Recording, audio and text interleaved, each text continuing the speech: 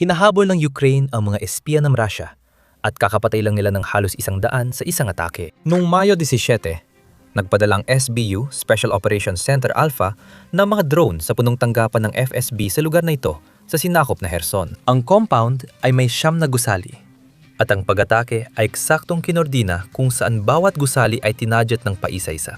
Ipinakita sa bidyong inilabas ng SBU na sunod-sunod na bumangga ang mga drone sa gusali.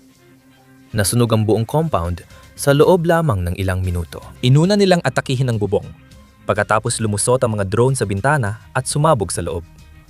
Dahil dito, pinakamalaking pinsala ang tinamo ng mga taong nasa loob, hindi lang ang gusali.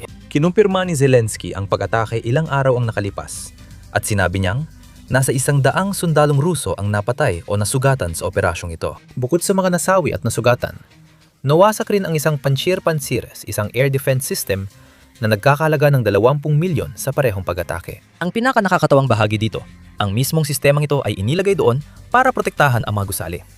Sa kasamaang palad, bumagsak din ito kasabay ng gusali. Pero ang mahalaga, kung sino ang mga nasa loob.